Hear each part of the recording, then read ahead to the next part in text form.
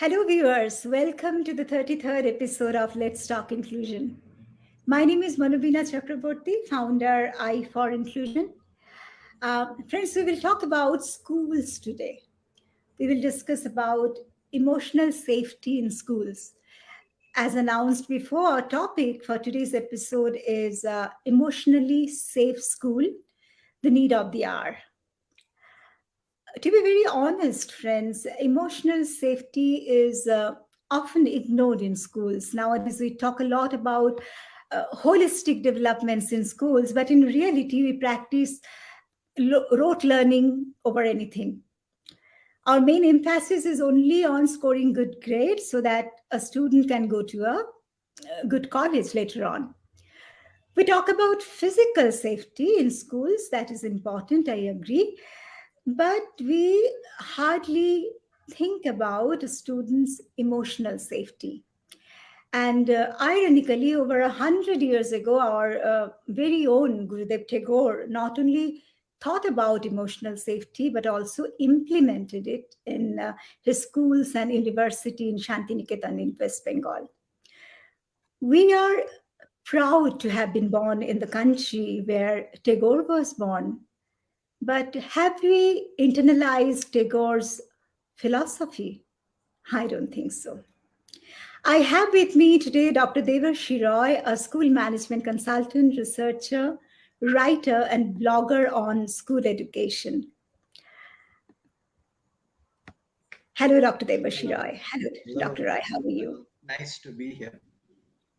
It's your second time, I think, Dr. Roy. Yes, I was here, I think, early this year.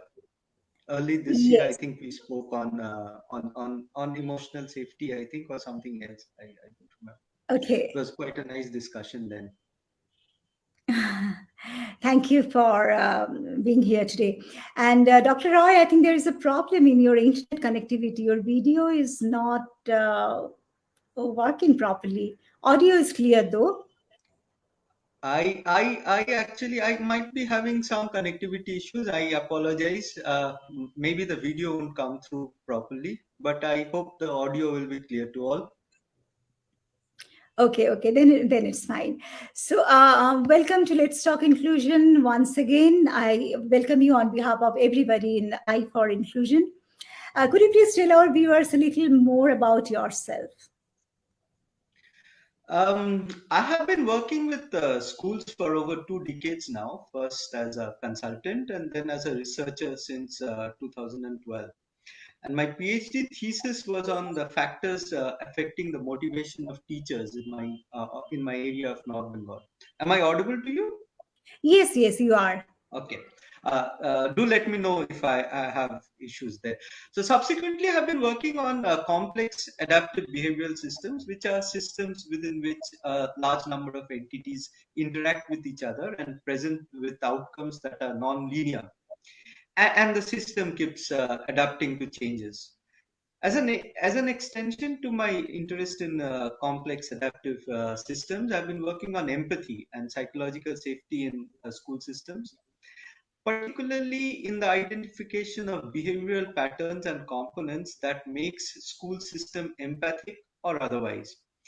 So I put forward my views on schools and education in two of my recent books. The first one has been released and you have read it, Skin, Knees and ABCs, The Complex World of Schools. The discussion within this book essentially explains why school systems are complex systems and where are we going wrong in our traditional approach to explain why school systems are complex systems, uh, and how they can be best managed. Now, my next book, Empathy Driven School Systems, is an extension of the ideations that have come from my first book, and it discusses in detail the concept of empathy and its relation to school systems, as well as why empathy is so essential in the management of school systems, and how we can design school systems that are driven by empathy. This book will be released in 2022. In relation to this, I have developed a psychometric instrument called the School Empathy Audit Battery, which helps schools to conduct an annual empathy audit to evaluate how empathic their systems are. and where corrective changes are required. Now, the background studies for this battery was conducted over a period of 6 years, and the results have been published by noted institutions like IIM Lucknow and XLRI and UC Berkeley, where a paper is in editing at this point of time. So now, at this point of time in my life, I'm working to popularize this battery among schools, accrediting agencies, NGOs, and non-profit organizations, and anyone who might be interested with a dream that soon schools will be evaluated on how empathic they are rather than the performance of the students in standardized examinations. Thank That's you me. very much. Thank you. Thanks a lot, Debarshi. Mm. And Debarshi, as I was talking about Tagore's philosophy of education, according to Tagore, education was a gradual and progressive growth of a child. He believed that a child grows as an organism grows. He emphasized that education should begin with training of instincts, emotions, self reliance, and communal cooperation. What do you think about it? See, it's very well known that Tagore was not very satisfied with his experiences of formal schooling, especially his experiences of English medium schools that he had attended at that point of time. And he dropped out of formal schooling when he was around 14 years of age, and he was subsequently taught by private tutors. Now, his father, Maharshi Devendranath Tagore, had established a small meditation center in Shantiniketan near Kolkata in 1863. And when Tagore was around 12 years of age, his father had taken him to that meditation center. And during that stay, the father had given him some lessons in a diverse range of subjects from Sanskrit to astronomy and even English literature. And Tagore would, after the lessons, Tagore would move around the fields and the forests of the area. And this had a profound influence on him. And his first school actually began as a small experimental setup in a place called Shilaidaho, which was the Tagore estate, family estate. And he understood that at this point that importance of education as a means of social change. And he said there are two things that can bring about social change in rural India. One was education, the other was the panchayat system. So in 1901, Tagore began a boarding school in Shantiniketan, which he named a Brahmacharya Ashram, with a few students. One of them was his son. And the institution was in itself a very revolutionary idea where the traditional teacher-student hierarchies were discarded and students and teachers lived and learned together in the natural surroundings of Shantiniketan as a commune.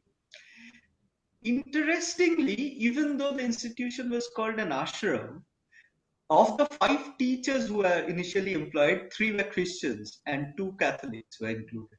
And now that naturally led to resentment from a section of society. The school was eventually named Pathabhavan in 1925, and it has been the alma mater of Nobel laureate Dr. Amartya Sen and Prime Minister Mrs. Indira Gandhi and several other luminaries. Now, Tagore also collaborated with Maria Montessori even before Maria Montessori had visited India, and he had established several Tagore Montessori schools. And Tagore's educational philosophy centered around creativity, freedom, joy, and an awareness of one's natural surroundings and cultural heritage. And in this context, he also believed in what is known as the forest school systems that were prevalent in India, and they're called the Tapovans. And the ideal school, according to Tagore, should be established away from the chaos of human civilization under open sky, surrounded by fields, trees, and plants. And that is something we should go back to at this point of time in this world. Thank you very much uh, for your views, Devashi. Devashi, in this book, Skin, Knees, and ABCs, you mentioned about psychological safety and emotional safety both. Are they interlinked, and how do they contribute to safe school environments? See, let me begin by explaining what psychological safety essentially means. Psychological safety explains a condition where the members of a group, organization, society are able to speak freely, make mistakes, put forward their ideas with benevolent intentions without the fear of punishment, ridicule, all this. When we place the concept within the concept context of schools, psychological safety describes a condition where Devarshi, your audio is a little disturbing now. I think the connectivity is lost. Can you hear me, Devarshi? Story viewers, I think the connectivity is lost. I'm sure he will be back soon. Till the time he returns, I can show you his book, Skin, Knees, and ABCs. It's really a very good book. It's about the complex world of schools. And it is available on Amazon in case you want to read it. The connection is lost. I'm sure he will be back. Thank you for being patient, friends. He is actually in a small place at the foothills of Himalayas in the north of Bengal. So connectivity is often an issue there. But I'm sure he will be back.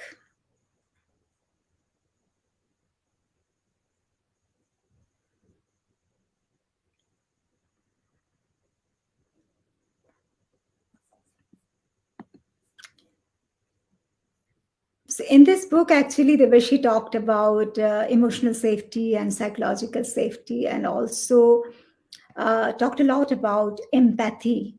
And he said that empathy is the single most important aspect of school education. And he feels that um, all the designs, school educational designs, should be constituted on the basis of empathy. So I had many plans actually to ask him about all these questions, all these issues, but this connectivity,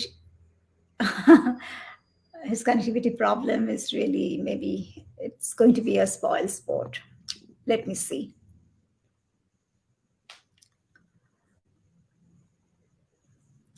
Maybe we will bet. Yeah, he is back. He is back. Thank you for being patient.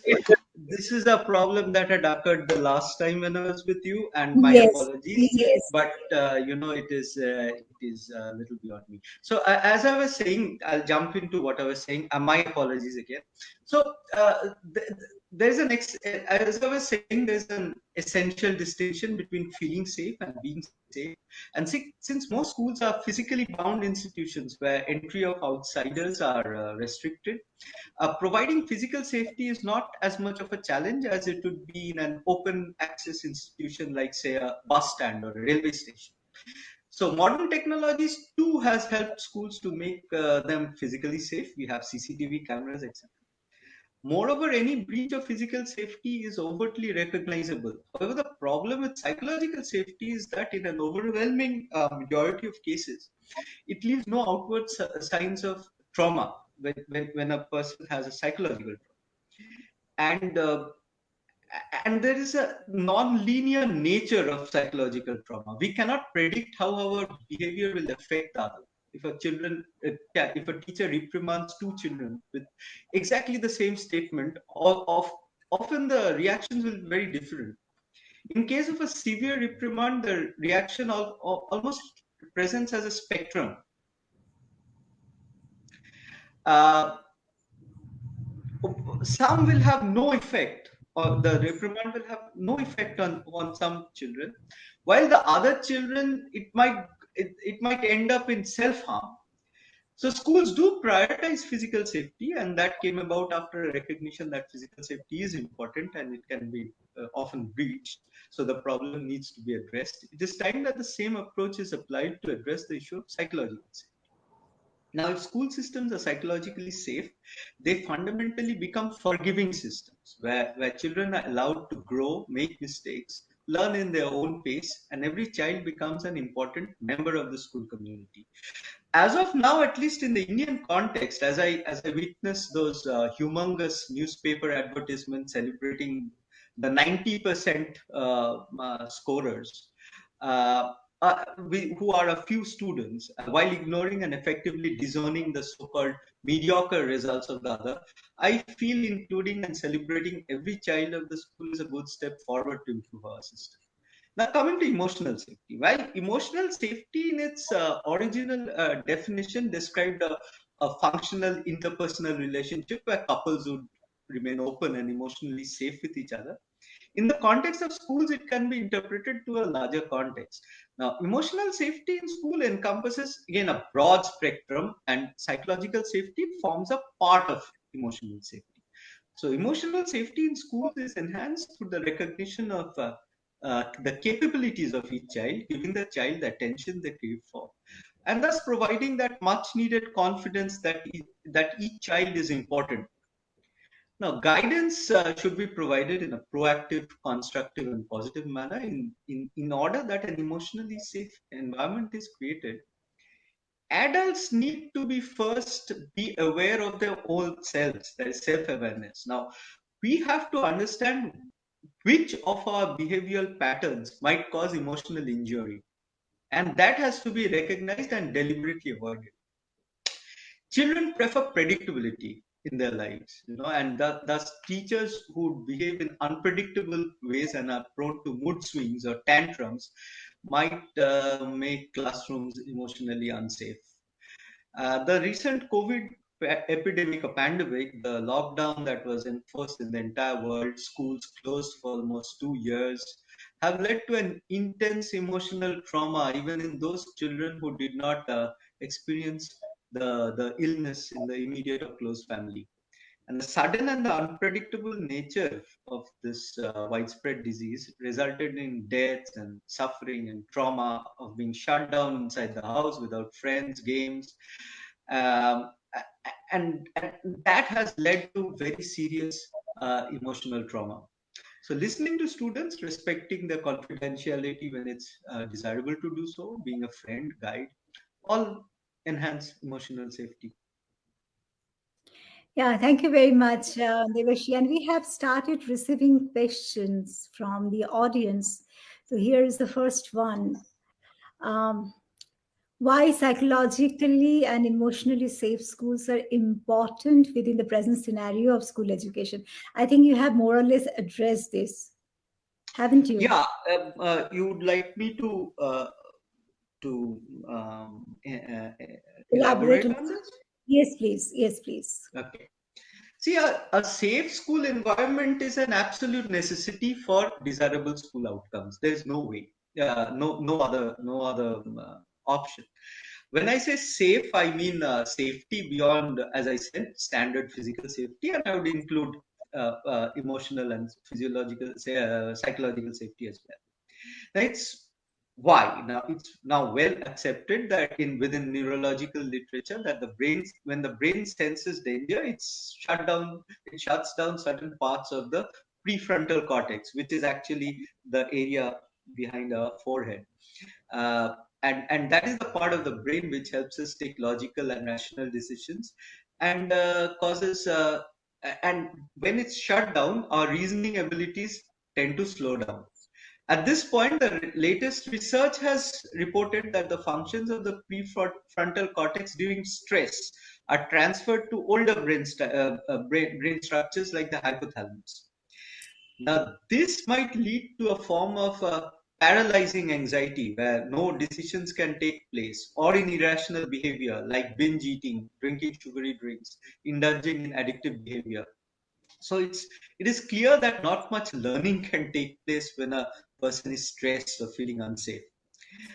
Moreover, psychologically unsafe environments are unforgiving. As I said, earlier, and they lead to a de facto class divide between the so-called achievers and the so-called laggards. Euphemistically, during our school days, they were called the backbenchers. Now, this situation leads to childhood depression, juvenile delinquency, high school dropout rates, even suicides. And it has been reported in literature that in a recent article I was reading this, that in India, a student commits suicide every hour. I was participating in a talk show recently where a member of the audience was not very impressed by my insistence on psychologically safe school, and he asked me, "How can students perform if they're not stressed, if no pressure is applied to them to perform?" This is a common perspective which is fallacious, and where parents feel that their wards will take it too easy if they're not pushed to perform well in examinations. I differ because science says you cannot perform at your best under stress. If there is a sword of failure or detention hanging over your neck, you wouldn't be able to perform at your best because your prefrontal cortex has stopped working, your primitive older brain is doing its work. And moreover, in post-colonial societies like India, where control and conformity to arbitrary rules and regulations forms the driver of school systems, children are not encouraged to think.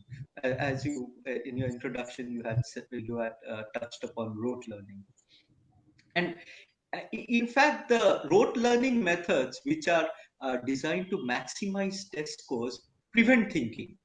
And on top of that, questioning of authorities is a heinous crime, no matter how wrong the authorities are. And generations of conforming students are produced who lack individuality because the school uniforms, which in India curiously even includes neckties in the sweltering heat of the subcontinent, similar haircuts, the often similar way of speaking and thinking, all turn a group of students into a standardized product of the school rather than a thinking individual.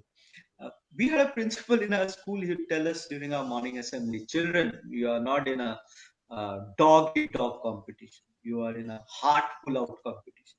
And I'm so glad I didn't take him seriously then. Psychopathic school systems try to maximize competition among children, and in doing so, they destroy their childhood and they reap the benefits of that few extra scores in public examinations to market the school for the next session. Now, these school systems are unforgiving and selfish. While they take credit for the child's success, they do not take blame for the child's mediocre performance. In doing so, these unforgiving school systems attempt to deal with the symptoms and they do not bother to treat the causes. Take, for example, cheating in examinations or forging parent signature in report cards, both of which I have touched upon in my book. If the children are caught in either of these acts, they are severely punished. But the cause for that behavior most often lies in fear. Fear of failure, punishment, ridicule, insult, fear of not having performed up to the exacting standards that the parents or the school might require them to. And who do these standards serve? In an overwhelming majority of cases, they serve the school as a product to be marketed and parents as a means for aspirational socioeconomic mobility. So, with control and conformity, there will be some who will leave the school bitter and cynical. There will be others who will develop problems of confidence and will never be able to question norms, which actually is what conformist societies want, or even take their own decisions or in life, while still other might rebel in functional ways, like uh, I would like to think I'm doing, or others in very dysfunctional ways. You could have juvenile delinquency, suicides, depression, many such problems. Most importantly, and I'm saying this with a certain amount of responsibility, control and conformity different systems where people are conditioned to blindly follow authorities and never question them breed unmentionable vices, depravity, and injustice, especially among the weak and who the system is actually pretending to help. Debarshi, we have three questions, mostly like on similar lines. I'm going to show you those questions and then maybe you will address them. First one is Dr. Roy, is emotional safety important only for students? What about teachers? The next one is, how can a school as a community work in the path of an overall school safety? Another is, the focus for this presentation is on students. Of course, everyone needs to feel safe, students, parents, and teachers. It is a matter of respect, support, and cooperation. So now it's all yours. The first question, see, em, emotional safety of students and emotional safety of teachers, or emotional psychological, whatever safety of teachers, is not mutually exclusive. They are complementary to each other. Only an emotionally and a psychologically safe teacher will be able to provide that to students. So my understanding of this situation is that you have to have systemic changes, Yeah. and only when the system and the culture of a school encourages emotional and psychological safety. Can you hear me? Can you hear Devesh, me? yeah, I can hear you now. Yes. Okay, okay. So only when a school is when a school culture encourages emotional and psychological safety and physical safety, that is when the entire ecosystem runs properly. Now, you can't have emotionally and psychologically unsafe teachers, uh, and you expect them to provide psychological safety to your students. It doesn't work that way. It is a complementary system. And I think the last question, the last one was more of a, I think, okay, a school community. Yes, first is to recognize that a school is an open system where you have a continuous inflow and exchange of information between the boundaries of a school system and the outside world. In this context, it's very interesting to note that complex systems don't have very marked boundaries. There are papers and papers written on where does the boundary of a complex system end. Now let's take a school. Where does the boundary of your school end? Does it end at the school gate? Does it end at the school bus stop where the child boards the bus? Does it end at the house or the home, or does it end at the playing fields, at the neighborhood playing fields? Where does it end? Does it end in a national parliament where products of a school sit there and make laws for school? So the school is an open system, and the fact that it exists because of a community that it serves and the community that serves it. So you cannot really have a discussion of a safe school uh, without recognizing that school is a community in itself. And that is Yes. where I have come across schools which say, okay, what happens to my child outside the gate? I have personally known a school, where a girls' school. If a child came 5 minutes late, the school gates were closed, and the child was asked to go back home. Now that school did not think or did not even ponder on what would happen to that girl child outside the school gate. It's an unsafe situation.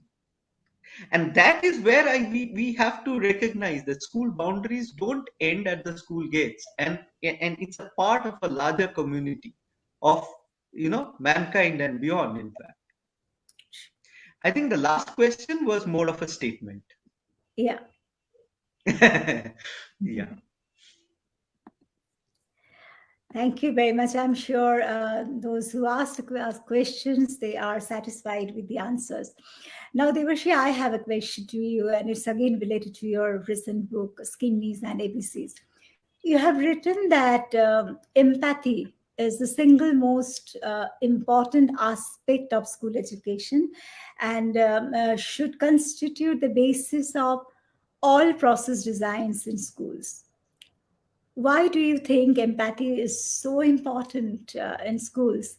And how could children and adults develop empathy for one another? Again, in order to answer that question, let me first go back and briefly explain what empathy is and what it is not. Empathy is an act of feeling with the other, as opposed to sympathy, which is an act of feeling for the other. So while empathy is a paternalistic, sympathy is a paternalistic and hierarchical feeling, empathy is a feeling at the same level with the other.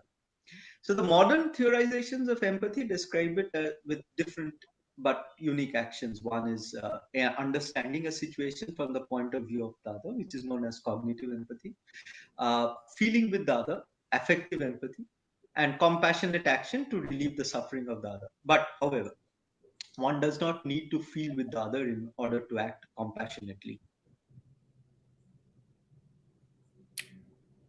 Can't hear you. Can you hear me now? Yeah. Okay.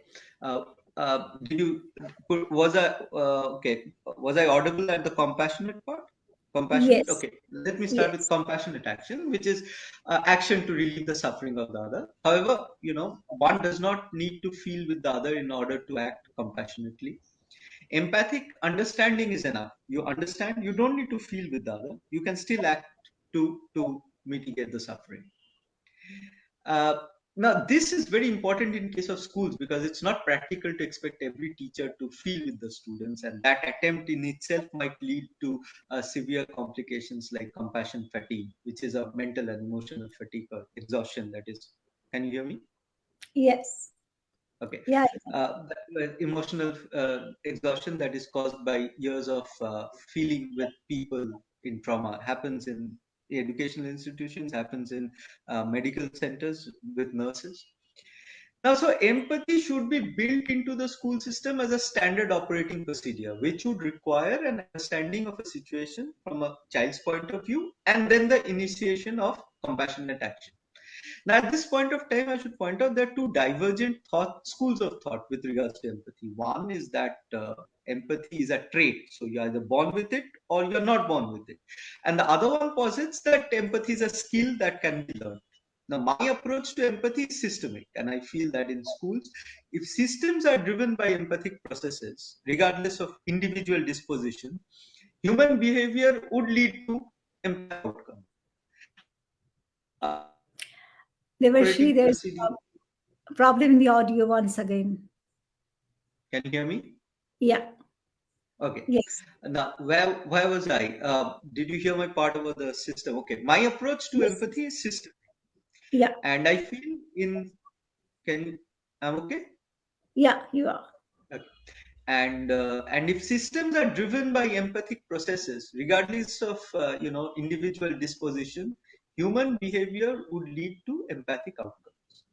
For example, if a standard operating procedure requires a teacher to visit a child's house or talk to the child's father, if the child has forged the father's signature, it would lead to empathic understanding of the reason for the child's behavior and compassionate action could be taken.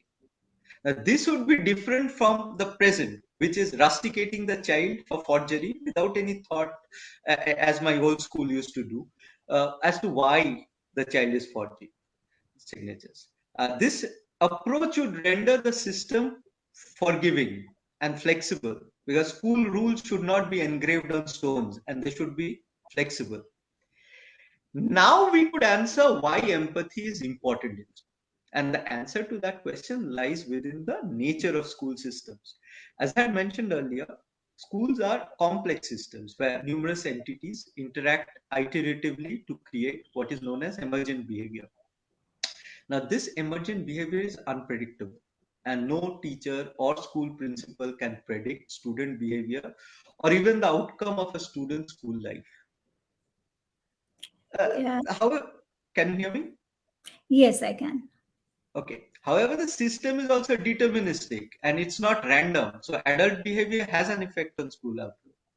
So, complex systems never reach equilibrium. So, there is no best school. and there is no best set of optimized variable that can create the best way to run a school. So how do you run a school in the best possible way? Through a system of feedback loops, essentially understanding children and their point of view, keeping a close watch for subtle signs of behavioral change, exploring the reasons for those changes, knowing what motivates each child, understanding his or her weak points, stuff that scare them, those that make them happy.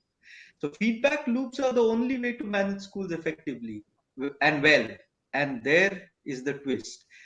You will invest in feedback loops only when you prioritize the process of empathic understanding of your children.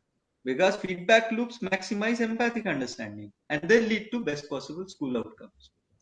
So school system involve, yeah, Yeah, it's you are okay. saying something. No, it's okay. Okay. So school systems involve three types of relationships. You have adult-adult relationship, teacher-teacher, admin-teacher. You have children-adult, student-teacher, student-admin. There's a problem in the audio again. Debashi, are you there?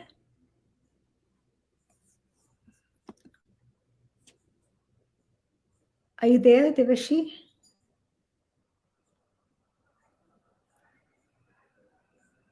I think he has lost connection once again. And we have received a few questions. Let us just see these questions. Okay. Yes, we will share Dr. Roy's email ID with you. Then can trauma? Yeah, I think he will come back. So there are a few questions. One by Mr. Bridge Bharadwaj. Let me just add him. Yes. Devashi, are you there? Yeah, I am here. Could you please put up the question once more if it's possible? Yeah, sure. Can you see it?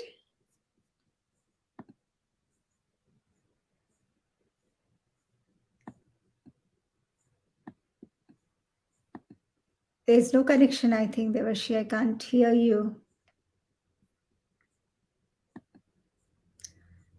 So I can see two windows of Dr. Devashi Rai. Yeah, I'm Devashi. here. Yeah. So there is a question by Mr. Breach Bharadwaj. Okay. Can traumatized, emotionally scarred kids at home feel safe in school for a few hours? Well, that is what school should be doing. I mean, school it should be an extension of the home, and there are schools in India which actually have played a very significant role in that part. I know of a school near my house called in the hill station of Kalimpong called Dr. Graham's Homes. Dr. Graham's Homes was founded by a Scottish missionary for children of those days, children who were not accepted in mainstream society, children who were born out of relationships between Europeans and Indians, and that school actually provided a lot of support and a lot of help to those emotionally scarred children. So absolutely, and that should be one of the um, main objectives of running schools, to provide that support, to provide that space for children to grow safely. I think that's very important. One more question.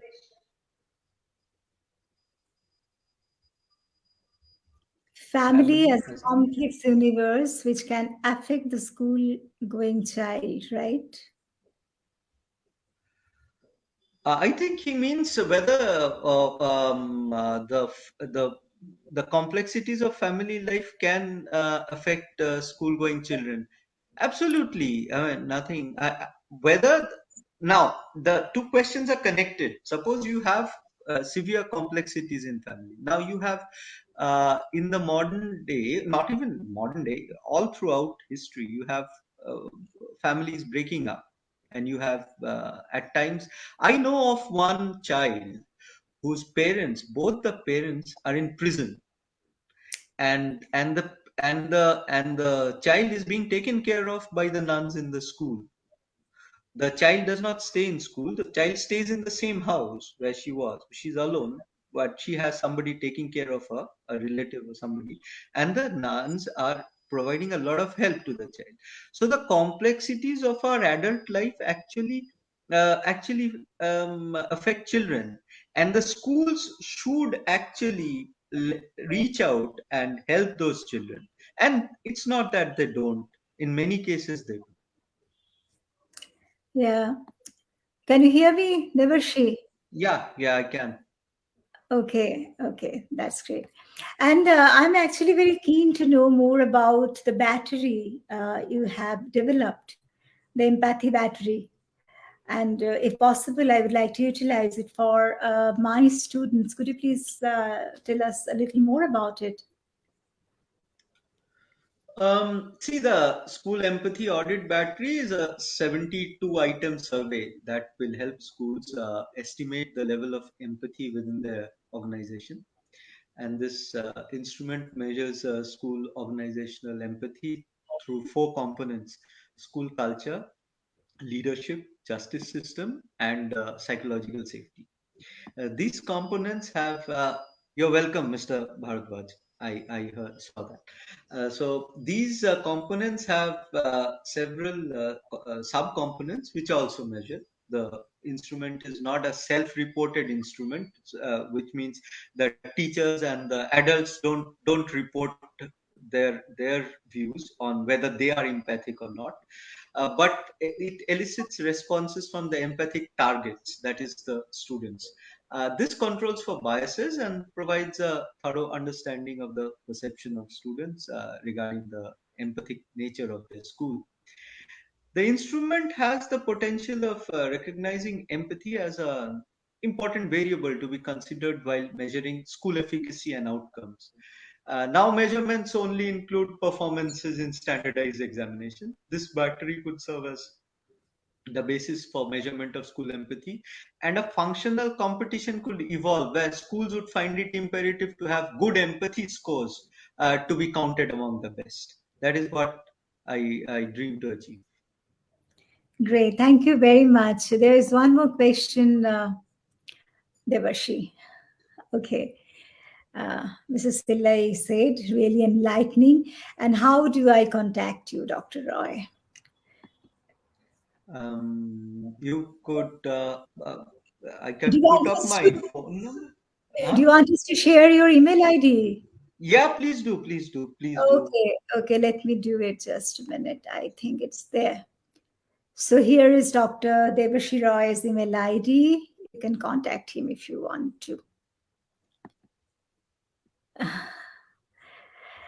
So I really had a learning experience listening to you today, Debashi, and I'm sure all our viewers had a similar experience too.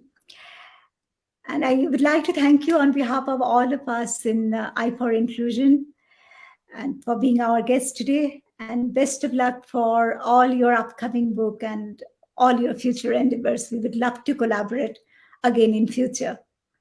Thank you And very much. It has been a pleasure, and thank you for having me. And my apologies again for the connectivity issues that keep cropping up with me. that's all right. And Devashi, would you like to say something as your concluding comment to our viewers? Um, I would I think it's time that we approach schools not as mechanistic organizations which are run like factories. Uh, I do understand that schools were a product of the Industrial Revolution, and it runs on the factory model. But it's high time we looked at holistic education, and we tried creating children who would be empathic, who would look at society in a different light, and and marks shouldn't be the sole criteria for school education. Education should not be for examinations. It should be beyond that. That Thank you is very all. much. Thank you very much, Debarshi. Thanks a lot. And to my viewers, please keep an eye on our Facebook page for big announcements for the month of December. See you next week. Till then, take care and goodbye. Thank you, Debarshi. Thanks a lot once again. Thank you very much. Bye.